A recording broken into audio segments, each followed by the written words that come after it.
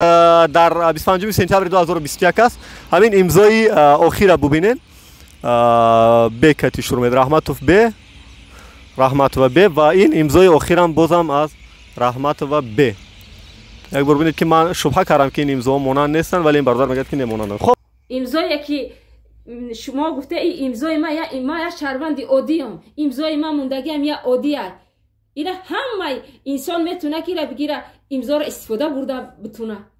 زمینی 40 متر مربع همین سیاحت یکی است، بحث سری همین رفته ایستاده است. خب یک سوال من در جواب دید تمام. چرا در قرار همون لایحه امضای سرمعمار شهر نیست؟ امضای سرمعمار شهر ممکنه یادش برآمده که این همین حجت ای راهسازی سال 2016 و ما شهروندایی که در شفقت راه بودیم دادن. گفتن که تا راه به انجام نرسه یگان ساختمان نسازه. تا 2021 در همون 3 مغازه کی سودا میکرد؟ انصافا در 3 مغازه هم خیلی شدگی بود که مثال ای طرف یک تاش ساختمان شدگی بود، یک تاش محمد شریف میگن ای طرف وای خودش ساختمان کردگی بود. یک دیگه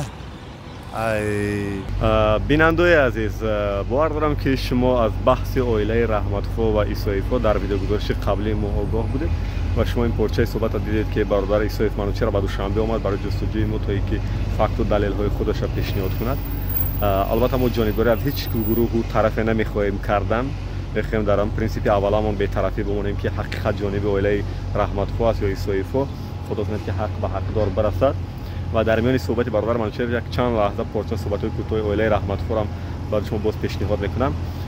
ولی بازم همیشه خواهش ما همین گونه است که شما در چند روز اول با وی پی ان وقتی که دیدید من یک کم جهشی همون چنتکا را دیدم خیلی کم هم بود ولی این محبت شما بود. درم 2-3 روز اول خواهش میکنم من بعد نیز ویدیوهای ما را با وی پی ان ببینید و خواهش میکنم که با دوستاتونم در بیرون از کشور برسانید که بیشتر ویدیوهای ما را بخصوص در حدود روسیه با وی پی ان ببینن. این محبت شما و یک کار خیر شما نسبت به کار و فعالیت ما است. ادامه بحث را تماشا کنید.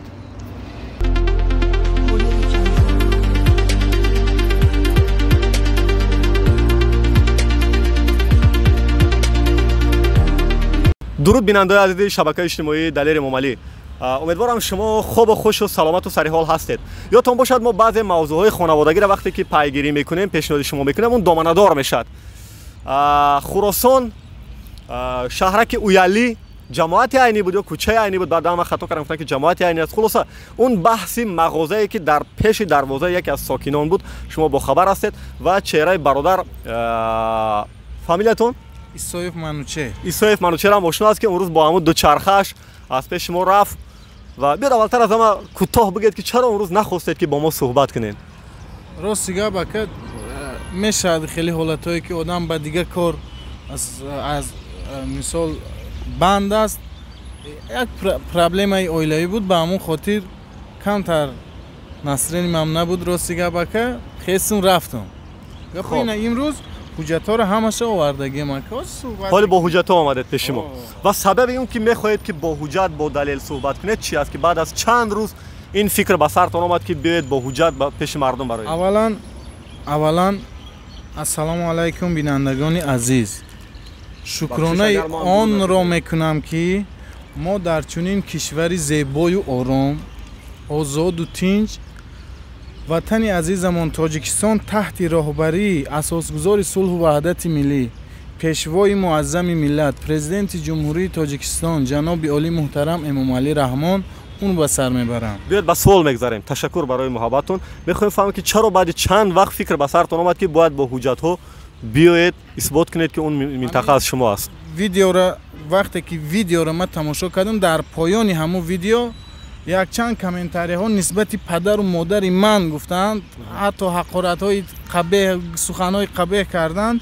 به همون خاطر آمده به مردم اثبات کردنی هستم که همین زمین در حقیقت از ماست و تا اصل واقعه را نفهمیده چنین خلاصه برآوردن البته از روی انصاف نیست. روز که شما اگر که مثال با غلطی من هم که باشد اون روز حجت هایم رو نشان ندادم ممکن همین حجت ها رو نشان میدادم چون خلاصه نمی برآوردن مردم. این حالی بخشش از خلاصه مردم بسیار خواهش میکنم بیننده های عزیز برای هر موضوعی ما اگر من بعد نظر می‌نویسید من همیشه در شرح یا در اپیسانی می‌نویسم که به تحقیر به حقارت بنویسید. اینا اکن بار اول من با ویدیو میگم، خواهش میکنم هر نفر گناهکار هست نیست به حقارت به تحقیر با دلیل بنویسید. بسیار خواهش میکنم. خب چه حجت داریم؟ اولین حجتی که شما میخواهید بگید که همون منطقه از شما است. پیشنهاد کنم این سنده که در اساس عریضه شهروند رحمت و بسیلت ماه اپای بسیله ماه این صاحب همون زمین، صاحب همون منزل، همون اپای مهربان که ما گپ زد. خب در اساسی همینجا از طرف پروکراتورا خب یک لحظه از 25 سپتامبر 2021 بود است. خب ساختمان انشاءاتی همین یک قسمش بخونم اكو اسمش دیگه چیه ساختمان انشاءاتی از طرف شهروند ایسایف ساخته شده بیرون از قطعه زمین شهروند رحمت و بسیلما جایگیر می باشد. قطعه زمین شهروند رحمت و به از اندازه در شناسنامه تکنیکی حولیداری نشان داده شده با مساحت 76 متر مربع زیاد می باشد. خب فهمیدم. الان کن این میتونه حالا ما از پیش نشان میتیم. ما از پیش نشان میتیم. رحمتوف به همین امضاش است. خب در این چه خریطه است؟ این خریطه همون خونه است. خب من یک لحظه این ویدیو از پیش نشان میتم که شما ببینید که این واقعا امضای رحمت و بسیلت ما هست یا نه. اون نفرایی که از طرف اویله رحمتوف میبینید این برای کی میدونید برای چی اول دیگه نامتون ایسای منوچه اکی منوچه من برای چی میتونم با این حجت شبهه کنم؟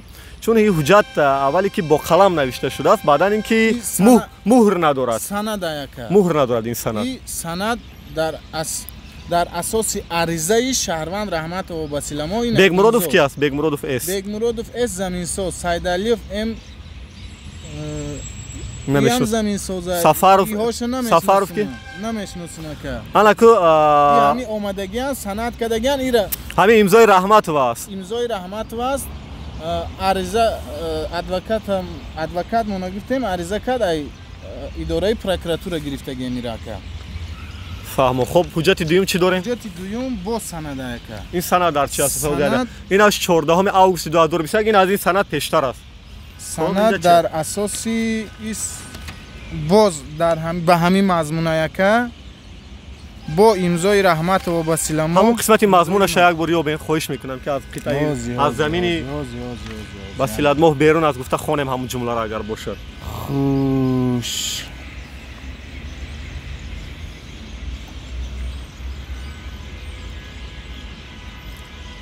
در آن خصوص سند ترتیب دادیم که در اساس مراجعتی شفاهی شهروند رحمت و به که امروز به قبول شهروندان به رئیس ناحیه رفته بود اوید بحث زمینی نزدی حولگی و ساختمانی منزل شهروند ایسای اومه که در ایجاش کپی دادن آمده سرحدی زمینی نزدی حولگی به سرحدی رحمت و به رفته ایستاده است. به جای بحث آمده بحث را در محل بررسی نموده. خب بحث رو در معین شده که موافقی شناسنامه تکنیکی شهروند رحمت و بسیلما قطعه زمینی نزدی حولگی شهروند رحمت و به از 17 به 18 متر نشان داده شده است. اما در قطعه زمین و اموال زمین مذکور یگان گونه ساختمان دیده نمی شود که طبق شناسنامه تکنیکی شهروند رحمت و به عملی اومیلی است. اومیلی نزدی حولیگیش نزدی حولی خب از اونه که با دست خط نوشته شده است. بیاید من با سرحدش در مسافه 17-18 متر فهمیدم که یعنی این همون اثبات همون است که یعنی این ساختمان با قطعه زمینی بسیلت ماه وارد نمیشد مادری عزیز و رحمت و به همین امضا است. خب یک لحظه ما میخوایم که دو امضا را مقایسه کنیم که واقعا دو امضا با هم موافق میکند یا نه. خب اگر که شما یک بار بیاد انصافا نگاه کنین، یک بار انصافا نگاه کنین نباشم. همینجا حرف ب هستین، ب نیست. ب یا کنین دوامش کن. این ب یا این ایجاش خیلی کامیر خشرو نگاه کن. اوخی نه چسبیدگی است کو؟ اکا گوش کو. این چسبیدگی است. این ب یا اینا. باسی نویسته. این باسی. خب یک بار دیگه من برای اینکه شما شوهید چون من از نزدیک شناس میکنم همین امضاها را. بله. این سندی که در 25 سپتامبر 2021 است. همین امضای آخر ببینید. ب کتی شروع میشه رحمتوف ب و این امضای آخرم بازم از رحمت و ب. یک بار ببینید که من شبهه کردم که این امضا مانند نیستن ولی این برادر میگه که نمونند. خب باز چه حجت داریم؟ این دو سنده که تصدیق کرده است که این ساختمان در زمین نزد حولگی نیست. بیننده عزیز ما همین جای ویدیو گزارش در میان صحبت از اویله رحمت و بسیلت بود نامشون اپای بسیلت خودش که شناسنامه شرایی کرد و همین لحظه را ما امضایی که در دو سند هست و امضایی که در شناسنامه آنها هست مقایسه میکنیم یک بار.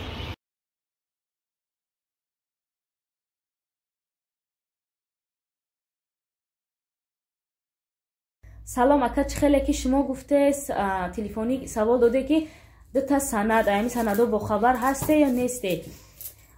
ایمی سندهای گفتگی تو دین روز ما مرافعه سودی داشتیم فریاد کردن قطعی چم رفتیم در مرافعه سودی ایسایفا پیشنهاد سود کردن سود نشان دادم را خچم خواندش بلند آچم گفت که امضات هست تصدیقش میکنی ما کی در اوجا نویسگی بوده که گویا که آچه من دعوا نداره یا دیواری خونش بیرون نای تصدیق کرده است امضا مونده است دیگه مقامات هم امضاش بدن سودم اوچما پرسی من تصدیق نکردم گفتم محترم سودیا من یگان بار ای دعوایی که این زمینه که من تجارتی میکردم تا این زمان 10 ماه پیش من ایرا استفاده میبردم من دعوا دارم دعوا مینم من بیاناتم در جماعتشم در حکومتشم در پروکراتوره هم گفته بودم که زمینه که تجارت میکنم استفاده میبردم با خدمت بتیه من خدم عینو سازی مینم آباد میکنم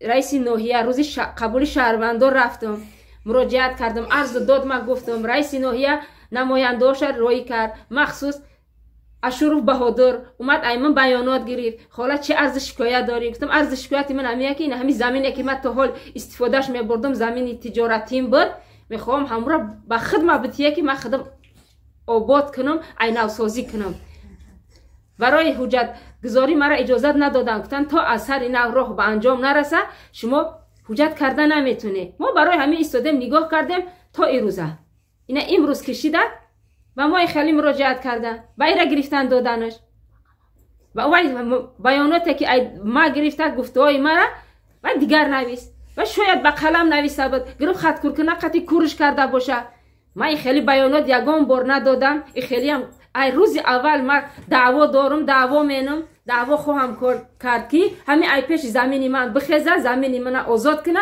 من رنگی همین همسایه ها زمینی خدمت بگیرم استفاده برم آبادی کنم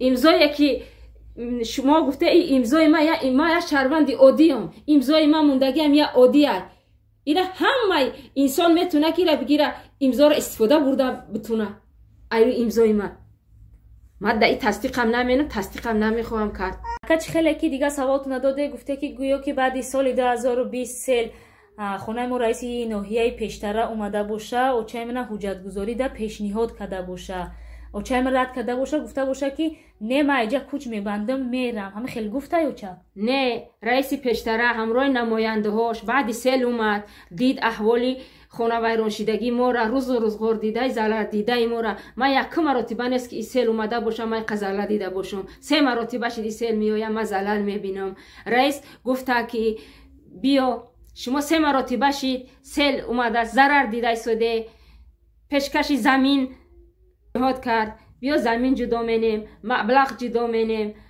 ایجا مانند ضرر دیده دیگری بره خونه بساز آباد که زندگی که ما گفته ای رئیس رد کردم گفتم نه من میخوام همیجان ده آباد کنم اگر امکانیتون باشه کمکم کنه فرزندام در مهاجرتن بیاین боқӣ монда шахидам обод менам. Бо раис гуфтан ки ҳозир раҳсозӣ рафта истодааст. Раҳ ки ба анҷом расид, ана марҳамат обод кине. ма майлш гуфтам. На раис мана маҷбур кардааст ки та айҷа куҷ банд бира. На ма и раиса гуфтагиям ки ма айҷа куҷ мебанду мерам, да айҷа зиндагӣ наменам, ҳуҷҷатгузорӣ наменам. Ма и хеле гуфтагӣ нестам. این گپا همش دروغه. این ای لایحه همون ساختمانه. خب لایحه ساختمان. یهو شرکت‌جان خودت میتونید. فهم. بیاد. یک بار بخشش. خب این لایحه ساختمانی که ما بیناش دیدیم دو آشیانه بود. آشیانه دوم باید مرکز دوزندگی باشه. چرا مرکز دوزندگی نشد؟ ولی قرض داریم، قرضمون رو نکندیم. بکنیم. ولی چی شده گاس اونجا؟ حاضی هیچ یک. اینم یک تاش سرتراش خانه شده. این دو تاش برای سخت دوزندگی ایستادگی. یک بار ببینیم که اینجا امضا و سند مهر کی است؟ ای همه هسته که ای همه هسته اینجا. امضا و مهر. بیا همیرا ببینیم با اجازه. گوش کن اکا. گوش کن. نه همیرا شناسم یک بار. همیرا بیا یک بار شناسم. همیرا یک بار ما شناسم. так нархаш ҳам 1129 сомон боҷи давлатиш аст хароҷотнома. Ман мехоҳам имзои сармемори ноҳияро биёвам ки инҷа сармемори ноҳия дар инҷа нест? вай уҷа дар аёдмон биромадам хирҷа ин имзош дар парванда аст. хоб чаро баъд лоиҳаи сохтмон бе имзои сармемор мегзарад? ҳа лоиҳаи сохтмона чӣ қадр сармемори ноҳия имзо накарда сохтмонаш анҷом меёбад ва ба истифода дода мешавад? дар ин бора фикр накардем? дар не ин иҷода ҳаста ё кас имзош. Не ҳамин лоиҳаро сармемори ноҳия дид ё не? ира дидак ҳамин парвандада имзо мондагия ки ҳамин лоиҳада раиси шаҳр имзо мондагӣ аст ё не? ҳамаш имзо кани нишонте имзои раиси шаҳр, раиси ноҳияи Хуросон ва раиси сармемор. иҷода раиси ноҳия имзош ин ҳа казам. дар дури парванда яка. дар қарори лоиҳада намемона? имзо намемона. хоб майли сармемор мемондагист? сармемор ҳамин иҷоз имзош. инҷа нест қарори лоиҳада? қарори лоиҳада ҳам ҳаст яка. нишон метем. Қурбонов Қурбон ака имзош. шаҳрсози ноҳияи Хуросон. Қурбонов Қурбон. хоб як лаҳза ман ҳамира нишонтам бахшиш бубинем. ҳаст ака ин охи. не барои мардум ман дидам мардум бубинанд. не мардум бубинанд ки воқеан бародар раиси ҷамоати деҳоти ба номи айни не мудир раиси кумитаи идораи замини ноҳия кани мудири бахши меъморӣ ва шаҳрсозии ноҳияи Хуросон Қурбонов қе ин имзо ҳаст ки барои ҳамин сохтмон иҷоза гирифт. муовини раиси ноҳия имзо кардааст вале раиси ноҳия нест. раиси ноҳия қарори раиси ноҳияро нишон. хоб қарори раиси ноҳия қарор бировардаги ҳози акаҷон. ина қарор ака. так як лаҳза бале. так қарор мекунам аризаи шаҳрванд Исоев Манучер аз номи шумо рафтааст не? аз 26 июни 2021 пешниҳод шуд. хоб раис и Аҳмадзода дар муҳлати муайяннамуда кодекси заминсозӣ боз як лаҳза раиси ҷамоати деҳоти ба номи айни ноҳияро зарур аст ки китоби хоҷагии ҷамоати деҳоро тағйироти заруриро дохил намояд. ана дар китоб тағйирот ворид мекунед шумо. раиси кумитаи идораи замини ноҳия вазифадор карда шавад ки ҳисоботи солонаи замини ноҳия тағйиротҳои лозимаро ворид намоянд. зарур аст ки қарори мазкурро ба қайд гирифта ба шаҳодатнома дар бораи ба қайдгирии давлати таъмин намоянд шаҳрванд Исоев М ӯҳдадор карда шавад ки аз истифодаи қитъаи замин дода шавад баъд аз гирифтани шаҳодатнома ба роҳ монда шавад. як лаҳза дар хулоса масоҳати 40 метри мураббаъ 40 метр аст 40 метр ё нади харита так собиқ уяли ба ҳисобгирии давлати заминҳо барои истифодаи бемуҳлат дода шавад санади замин замина мегардад. так ин шаҳодатнома аст. шаҳодатномаи ҳуқуқи истифодабарии замин сертификат мегам иракаҷон. так субъекти ҳуқуқи Манучер иҳо ҳамаш дар асоси ина ё шудаги фаҳмидам. ин сертификати замин шаҳодатномае ки мо аз оилаи Раҳматуфо пурсидем ки мутаассифона онҳо ҳамина надоштанд ва даъвошон ин буд ки мо ҳам метонистем ва мо ҳам ариза дода будем ки ҳамин бинои замини назди ҳавлимона бигирем. гуфтан барои мо надоданд барои инҳо доданд. шиносномаи техникие ки ва ё нишон доданд дар асоси иҳо мешавад. иҳо набоша ин шиноснома ҳамаш фалш. пас онҳо шиносномаи техникӣ доранд. онҳо шиносномаи техникӣ доранд вале дар шиносномаи техникишон ҳамин қитъаи замин нест воқеан. мо вақте ки дидем ана ира нишон бутака. хоб ҳамун ин ҳамин чоркунҷа ин ҳамин қитъаи замини 40 метри мураббаъ ҳамин сиёҳаке ки аст баҳ сари ҳамин рафта истодааст. хоб як саволи ман дар ҷавоб тед тамом. چرا در قرار همون لایحه امضای سرمعمار شهر نیست؟ امضای سرمعمار شهر ممکنه یادش برآمده که نکیم در قرار پرونده ده هست که خب الان که بیاد بحث حجتی تمام و همون روز من دیده بودم که واقعا این اویلای رحمت‌فو سرتیفیکات زمین نداشتن، فقط شناسنامه تکنیکی داشتن که اونم از قطعه زمین اونها بیرون بود و نزد حوالیشون بود. حالا از روی انصاف همین رو صحبت کنیم که در همون 3 مغازه‌ای که از دروازه اویلای رحمت‌فو بیرون بود، آیا مادر شما 1.5-2 سال پیش اجاره 6 تا سودا میکرد یا نه؟ نه اجاره نه یگان سوم همون خیلی داده باشه که دادگی برای کمک پولی نداده باشه.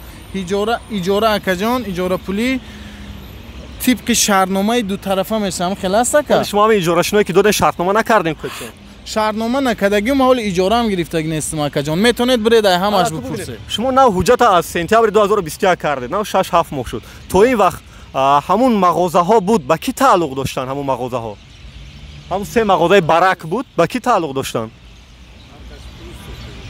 کدوم مغازه ها؟ 3 مغازه که یکیش مادر شما سودا میکرد. با کی تعلق داشتن همونو؟ و یا اکه مغازه نبودن. خب با کی تعلق داشتن همونو؟ یک تاش با ما تعلق داشت. از کدام وقت با شما تعلق داشت؟ یا 2 سال میشه ده. تا 2 سال 3 سال پیش با کی تعلق؟ اونها عکسایی را برای ما روان کردن که از 2016 و 17 بود در نزد خونه شما. همون سالو ایمو بود. همون سالا با ما تعلق داشته که شما چه میتونید در نزد دروازه یا در نزد حولی کسی صاحب مغازه داشته باشه؟ دروازه شون خیلی شد وقتی ما ساختمان سر کردیم و یا پروکراتور ده شکایت کردن که ما اوجه دیوالامونو برداشتگی بدین، ساختمانی ما بود شدگی بود قریب. وقتی پروکراتور ده شکایت کردن، پروکراتور اومده مثال تفتیش کنی اومده نشد، شو همون دروازه رو برده ده همونجا چسباندگی. تو این وقت دروازه شون کجا بود؟ در پیش خونه شون بوده که. در کدام پیش خونه؟ قفای که جای گپ زدن که. پس در این بین اونها یک خوابگاه داشتن که خوابگاه به خاطر که راه در خلال میرساند ویران کردن. این خوابگاه چیکار میکرد در این بین؟ در این باره ما اکجان یگان چی این خوابگاه خیلی ختون دیدید همون دیوالی گیردی حولیشون بوده که دیوالی گیردی حولی. او خوابگاهشون در درونی همون دیوال بود. خودتون همین چیزا رو دیده. همون خوابگاه در داخل دیوال بود. شما میگه که دروازه قفا بود بعد پیش آوردن. یعنی پس خوابگاه در کجا بود توی وقت؟ پس به فکر شما خوابگاه از دروازه بیرون میمونه؟ گفته که دروازه قفا بود نو پیش آوردن شب و شب. و راه این خیلی بده که دروازه شون ایوس بود همشون. ولی یک سوال دیگر نباشن. همون خوابگاه های همسایه هست. پیش خونه همونا خالی است. هیچ کس یگان ساختمان نکرده است. فقط پیش خونه این نفرا بند شده است از طرف شما. اینا چه خیلی فهمید؟ در این باره اکجان با او شهروندا گفتن سنتون که ما حجت کردگیم. گفته حجت که دارن دیگه یگان خیلی قرار قبول نمیشه در اوجا. پس چرا شما مخصوص همین نقطه را انتخاب کردید؟ مثلا جای دیگر همسایه را نه همین نقطه را؟ در همونجا جای سودای خودمون بود، خودمون سودا میکردیم در همونجا. این مادر رحمت و دعوا دارن که یعنی این 3 مغازه خاکسارانه اول از ما بود، من یکیش به مادر شما اجاره دادم و دوی دیگهش کسای دیگه اجاره میشتن و این همسایه های هم در ویدیو دیدن که تصدیق کردن. برای رد این دلیل هایی که همسایه ها میگن اولی رحمت‌فو میگن، شما چی رد دارید؟ برای چی؟ برای این که همین مغازه نه، برای اینکه همین تمام سوال هایی که هوایی دادگیان، تمام سخن هایی که در حق ما گفتگیان، ما فکر میکنیم همین حجت ها باشه. این حجت ها همش از ماه سپتامبر سال 2021 است. تا سپتامبر 2021 نه، تا سپتامبر 2021 برادر منوچهر، تا سپتامبر 2021 غیر قانونی همونجا دا سودا میکردیم. ما از طرف پروکراتور جریمه شدگیم که کفتانساش اگر روز باشه نشون میتیم اومدگیان. یعنی خلاصه میتونه بگه که همون 3 مغازه خاکسارانه تا سپتامبر 2021 با کی تعلق داشت؟ تا دوره‌ای که ویران شد شما از نو ساخته. کی ساختگی بود به هوایی که کی ساخته بود ویران؟ یک تاش ما خودمون ساختگی بودیم که این که همسایه‌ها میگن که مادر شما همگی 2 سال شد اونجا اینجوری میشش، تا این وقت دیگرا بودن رد میکنن. نبود دیگه که 3 نفر همسایه شاهدی دادن نور رد میکنن. اکا مثال ها زینمی اکم شاهدی بود کم تلفن تو ایما میشه. نه اینجا در پشت پس منظر رئیس محله هم هست حضور دارن، ولی ما بعدتر با فریاد چون میکنیم که شاهدی صحبت ما شده. ما برای که فکرها برابر باشد ما همگی 3 دقیقه دیگر وقت داریم سوال جواب کنیم با شما. خلاصه یک سوال دیگر، اگر در پیش منزل شما مثل که امروز در اویلای رحمت‌فو در پیش منزلشون یک بنای ساختمانی شده است و برای گذشتن راه هم خیلی راه تنگ است، شما چی نظر دارید در پیش خانه شما 5 متر راه اوجا اکجان همون قسمتی راستی که دیدیم بابره چنک 5 متر راه یکا اونجا ولنگار است ماشین گذشته نمیتونه و هم بر خای بگیره سوز کنه که من مثال ما خودم میخواستم اونجا رو آباد کردن مرا نماندگی اینجا رو چقه نشدیفتن مثال به خاطر که بری مغازه مای میخواستم که اونجا رو سیمنت کنم خوشرو کنم مرا نماندن که شما اومدید که در پیش منزل شما اگر کسی بیاد همون زمینی نزد حوالی پیش منزل شما را از دروازه‌تون بیرون حجت کند مغازه سازد شما به همین شرایط راضی ما همه ما غلام قانون ما که چیز قانون بگه در قانون اطاعت میکنیم مثال قانون اگر بگه که همونجا مثال در حجت ما نیست مرحمت کسی میتونه بیاید منزل این که اونها میگن که ما پیشتر از شما هم عریضه دادیم و میخواستن خودشون هم همین گونه جای یعنی دعوا دارن که مغازه قبلا از اونها بود میخواستن خودشون مغازه کنن ولی وای کی به اساس او خیلی دعوا چی در کار حجت و دلیلاشون عریضه هاشون بیان پیشنهاد کنن من این عریضه موضوع پیشنهاد میکنم بخوای که اینجا پیچت و امضای و یگان ما عریضه در کار وقتی که قرار رئیس ناحیه را دیدیم دیگه معلوم است که قرار رئیس ناحیه در اساس عریضه شما میبره. خب بحث دامنه‌دار است من نمیتونم اینجا خلاصه دقیق برارم درست که من دیدم که همه حجت ها به نام اویله ایسایفو است از سپتامبر 2021 اینو سرتیفیکات شناسنامه تکنیکی قرار رئیس شهر قرار لایحه ساختمان هرچند قرار لایحه ساختمان به امضای سرمعمار است ولی همش دارند ولی واقعا اینجا مسئله برای من ناروشن میمونه که پیشاروی دروازه اویله رحمتوفو ایشان مغازه کردن و اون هم دوشونه من نمیدونم که بحث و جنجال آنها تا کی دوام میکنه یعنی شما اخیرا سوالم همین است که تا کی این بحث تحمل میکنید و همین خیلی دوام میدید تا کی اکا خیلی جنجال کرده میگردیم نه جنجال نمیکنیم چی ده جنجال میکنیم دعواشون دوام میتین حلنامه سود دا جد کده سیما که حلنامه سود ببروی دیگه دعوا چی در کره دو جد کجان مثال وقتی که سود دادگیان اومده ساختمان ما رو من کدگی سود خودتون برومده دیده تونوکاش نزدگی مثال اونا درون سیامکه کدن که تونوکا پونوکامون همش در همونجا سود اومده من کدگی ساختمان ما رو حلنامه سود ببروی در دایره قانون ببروی حلنامه سود ما مثال یگان خیل غیر قانونی کار نیست ایجاده که من مثال بگم غیر قانونی های در دایره قانون قرار سود حلنامه سود ببروی اگر که همونجا را مثال دعویات تعلق داشته باشه مرحمت بگیرن شما خلاصه شاهدی همسایه ها را رد میکنین که اونجا قبلا این سه مقاله غیر قانونی هم که باشد به اویله رحمتوفو داخل نداشت که اونها غیر قانونی اکه ما گفتم در این باره خطا همین حاضی ما هم حجت در کار شاهد اکه من مثال یگان جنایت کردگ نیستم که من در شاهد بیارم مادر شما از کدام سال اونجا سودا میکرد؟ من نمیدونم میره اکه راست هر سه مغازه داره یک تاش داره نه یک تاش داره 7 متر بود 8 متر دو مغازه دیگر ده که سودا میکرد دو مغازه دیگر نمیدونم وایورا نمیدونم ما برای کی نمیدونم خب رئیس محله یک لحظه خوش بکن بیان کادر شما ما از پارتیم بیا یک لحظه ببینیم که مردم فهمه که یعنی نگن که پشت کامera کی است که گاه گاه آوازش میبرامد و گاه گاه صدا میکرد در این بین ما یک لحظه شنن خودشون معرفی کنن که همچون شاهد این طرف اومدن ما با گپ دارم اکا با گپ داره خوش بکن یک دقیقه دو دقیقه دیگه بیان اکا یک دقیقه شما که صحبت کنیم ما گپام گپ زنم میخزم با کتیبه گپ میزنم همین طول یک هفته می شود که از طرف اکای دلیر در همین تمام شبکه‌های اینترنتی همین ویدیوهای بحث زمین این فقط یک بحث زمین یا بحث زمین زیاد نیست بله پرتافته شدگی بله رحمت به همه آدمایی که همین ویدیو رو تماشا کردگیان وقتی قیمتی خوشونه دریغ نداشته و شخصانی که در همین کامنتاری ها پدر و مادر ما رو تحقیر کرده حرفای دغل گفتند با پدر و مادرشون رحمت میگویم اکا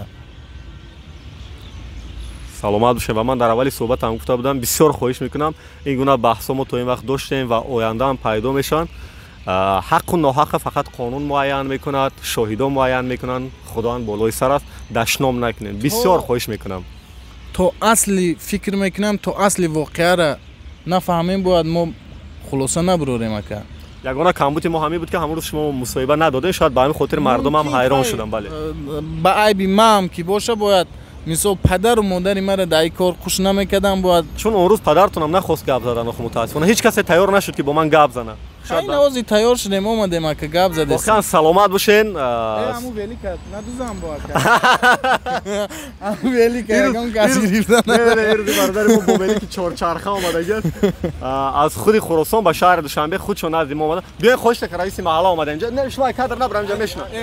بیا اینجا یه لحظه. نه بیاین بیاین اینجا همچون شاهد بیاین یک لحظه. یک 3 دقیقه صحبت کنیم. یا بار دیگه سلام علیکم برای شما. سلام علیکم. نام شما؟ رجب محمد جان میرزایویچ. رئیس محله دهه خراسان جماعت عینی نویه خراسان. یعنی جایی که حالی بحث رفته جایی که بحث رفته است. شما چند سال شد اونجا رئیس محله؟ 2 سال. زیاده 2 سال. 2 سال. انصافاً بحثی حجتیش علاوه چون ایشون از سپتامبر 2021 حجت دارن. تا 2021 در همون 3 مغازه کی سودا میکرد؟ انصافاً در 3 مغازه هم خیلی شدگی بود که مثال ای طرف یک تاش ساختمان شدگی بود، یک تاش محمد شریف میگن ای طرف وای خودش ساختمان کردگی بود. یک دیگه ای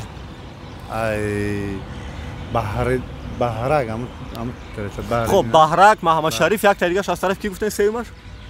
ای طرف همین. از طرف همینو. و اویله رحمتفو دعوا داشتن که یعنی این نزد بینوی ما بود و این برکای نیم مغازه از ما بود، ما اجاره میدادیم. شما چی میگن همون رئیس محله؟ گوش کنین اونجا وقتی که همو باشه یگان حجت داره که ساختمان کردگی یا یگان چی هم پیش خشون مثال گپ زدگن اینجا ده. نه درست که حجت ندارن، درست که شناسنامه تکنیکی و سرتیفیکات میگن که ما دریاب نکردیم تا عریضه کردیم ندادن میگن. خیلی راه که نزدیکی بزرگ بود هر یک از ساختمان کرد بغیر هم دیگه جاش دست ساختمان پیش روی خونه‌اش. وای یگان چی جای چیزش نیست مثال ساختمان کردگی بودن. عقبی خونی هم نبود و خودش همین چیزای مثال همون خوابگاه داشتن همونو دارم اونجا. خوابگاهشون بود و سبب راه یگان چی سبب شده یک چیز یگان چیزا سبب نیست خودشون به سبب که در دیگه طرف همو چیز خانه کردن گرفته ساختمان اپوزیسیون کندگان. یک آگاهی نامه‌ای که آمده بود اونجا رئیس محله و اینا گفتن که دادن همین آگاهی نامه را. اون وقت شما بوده در وقت همین آگاهی نامه را دادن؟ جماعت شدگی کار از طرف شما بود؟ نه و برای همین ساختمانایی که نه چیز شدگی بیرون ای خانه امو شهروند. پس هم آگاهی نامه یگان امضا مهر نداره چه خیلی مونه باور کنید شما هم رئیس محله باور میکنید به همین آگاهی نامه؟ طرف پروکراتور هم میهاره چیش کردگن آمده جریمه کردگن. آگاهی نامه این همین سودی آخران و آگاهی نامه پس میگه که آگاهی نامه هم ساخته از طرف رحمتفو؟ البته ساخته مثال وای می بود 7 ماه میگه سود رفته سای دای 7 ماه نشان نمیدادن. خب اینجا برادر من چون میگه که آگاهی نامه نو پیدا شد. خب همچون رئیس محله آخرام سوالم همین است که راه حل چی است؟ منوچهر میگه که اینجا را من قانونی کردم و از ما است. اویله رحمتفو میگن که تا قانونی کردن منوچهر وابسته یعنی اویله رحمتفو دولت است ولی بینای ساختمانی دیگه از شما است. خب ولی اویله رحمتفو میگن که تا نوبت اینها از ما بود ولی غیر حجت و ما نیز میخواستیم حجت کنیم که دریاب نکردیم. شما میگید که راه حل چی است؟